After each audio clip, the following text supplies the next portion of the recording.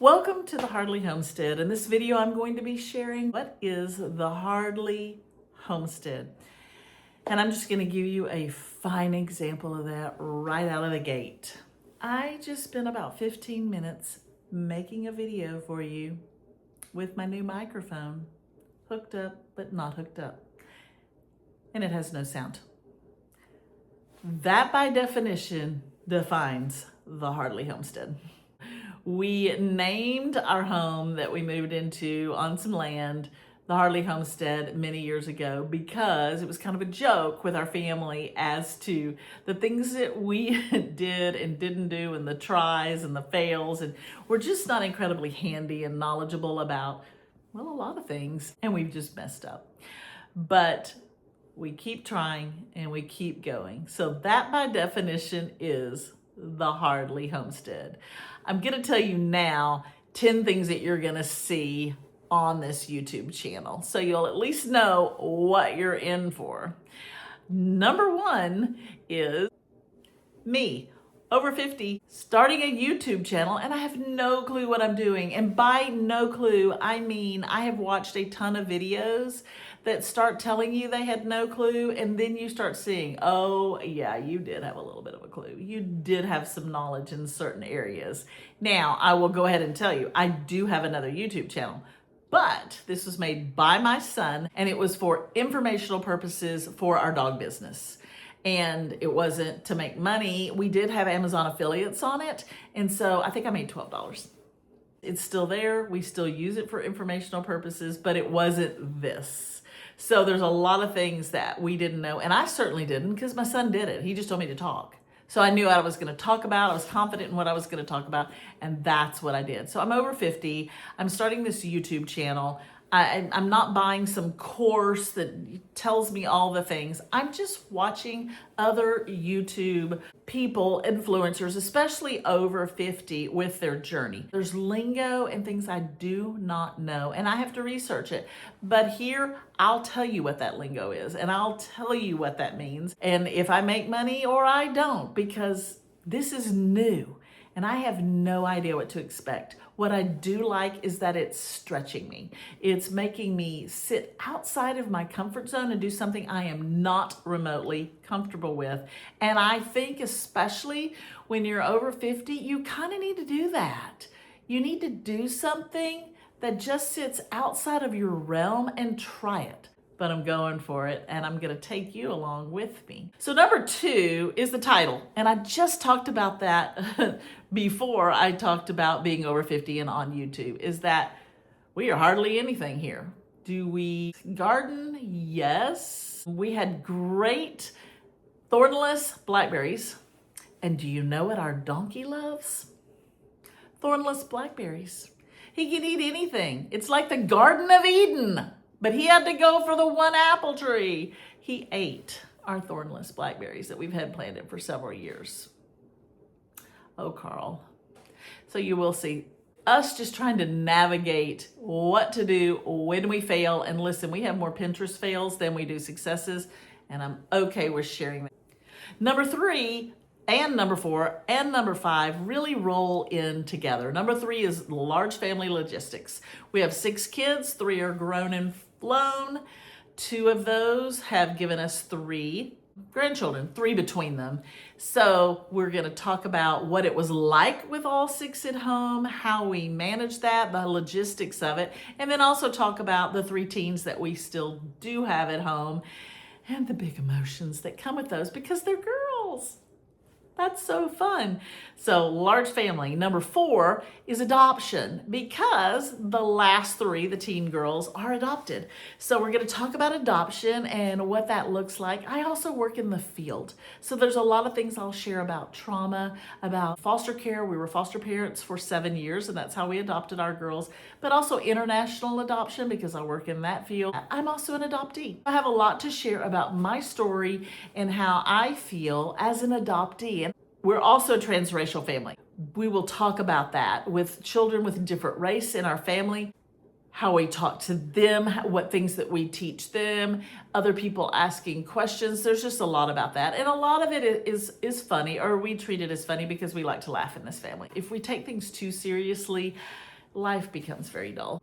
Number 5 that relates to that is our very purposeful plan for raising our children. We do believe that it is our job to teach our children life skills. Now, this is beyond, way beyond, hey, how do you do laundry? How do you cook?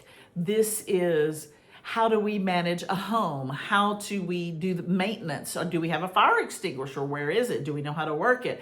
Smoke detectors. What about the air filter in your home for the air conditioner?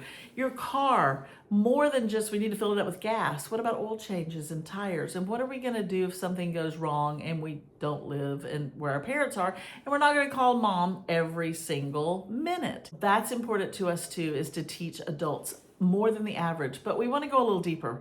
We want to teach, how do we handle disappointment? How do we learn to live on our own and be on our own? It could be living in an apartment by ourselves. It could be that we're not in a relationship. How do we successfully navigate life alone for those periods when we are? How do we manage our emotions? How do we handle anger? And how can we de-escalate someone else who is angry? Our society is full of me kind of people that are very angry. And we want to teach our children to spread a little more joy and a little more love out there in the world, and to manage emotions well. Also, critical thinking. Critical thinking is not taught today. We hear something on social media, in the news, and we accept it as the gospel truth. And that is just not true. We've got to question what we hear, what we see, because the media is not giving you the truth. And social media certainly is not. We've got to be able to question things and learn on our own. And I'm not talking about through ChatGPT, and certainly not Wikipedia. How do we learn the facts? We need to always be curious, and we need to teach our children to be curious adults. So number 6, animals. We have a lot of dogs because we have a dog business, and we have a lot of dogs in and out as well. We do have chickens, and we have a crazy donkey. I'm surprised he's not right back here in this flower bed that he has to jump up in to get my attention. There'll be lots of videos on Carl, the mini donkey, and his fun antics. He's a joy. In fact, he's easier than dogs. He's like a big dog, but he eats less. They are naughty though. That's gonna be some of our Hardly Homestead fails, is making our first redneck chicken coop. And then we made one that we called the homeless shelter. Number 7 is homemade cleaning products. I'm really looking at what's toxic in our homes, and how are we going to change that? Not just from a financial standpoint, although it is dramatically cheaper to make them. The problem is the information that you're going to find on YouTube and TikTok. A lot of times people have got these recipes that they've just found, but science tells us that they're products that cancel each other out. I'm looking at the science behind it. Why are these products together? There's many cleaning products to clean just about anything. The homemade laundry detergents with the Zote soap that you grate down, that's going to destroy your clothes. It's going to end up over time leaving a film on your clothes, no matter how finely you grate it, because it's not a detergent, it's a soap.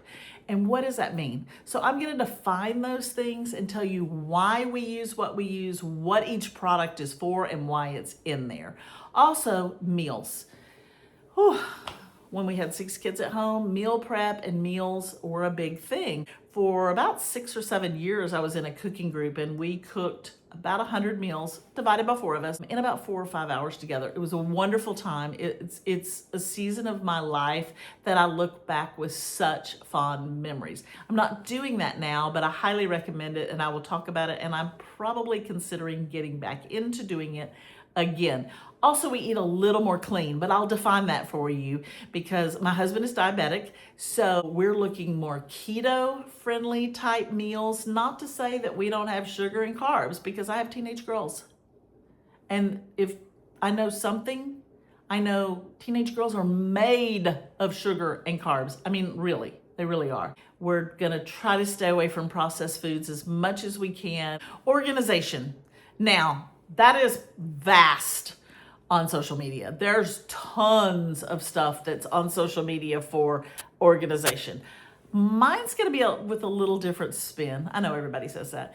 Mine's going to be an over 50 organization. What does that look like when you're looking towards retirement? I don't know if we will size down our house or not, but just looking for what are you keeping and why. I am not a minimalist and I'm never going to be, but I do believe that we need to organize better and really, really think about the purpose of what we're keeping, why we're keeping it, and how to do it. The other spin is I believe that the market has really, really sold us on buying these crates and these baskets, and you need these jars, and that's a lot of money, big business money. And while I think those are very pretty, do we need them? Or do we buy a bunch of organizational tools and then we feel like we have to fill them? Number 9 is a hard one, and that's menopause. Perimenopause, menopause, postmenopausal. I've learned a lot about this. This has been a long journey. It is of the devil. I'm just straight up going to tell you. It has been a hard road. I have done some natural things to try and help, tried to explore what symptoms are menopause or is something else and what to do. I can tell you this, I am not in prison. No one is unalive because of me, and I'm very grateful for that.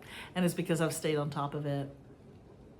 I didn't give you that warning, did I? Number 10 is retirement. So, I'm 59 years old. Retirement may not even be a word in our vocabulary. I raised children. I only entered the workforce about 12 years ago. And I work for a nonprofit now, so it's not like there is a retirement. I have to be active in doing that, and I am. But before that, I wasn't. And my husband's a therapist. There wasn't retirement there. So he didn't work for a place that had those things. We just weren't taught the life skills to do that. Those are things we were teaching our kids. We needed to plan better, get with a financial planner earlier to really make a plan. And I feel like we're making up for it now. And that's hard because we're behind the 8 ball already. We have to make a better plan for what that looks like for the future. So that right there is the Hardly Homestead. A little bit of a mess, very honest, very transparent, and I will go into great details on how I am doing the things that I'm doing. I would love for you to stick around and see what this mess is as we go along the way. I know you have plenty of other places you can be, but I'd love for you to subscribe and watch. If it's not for you, it's not for you. But I'm glad you joined me today.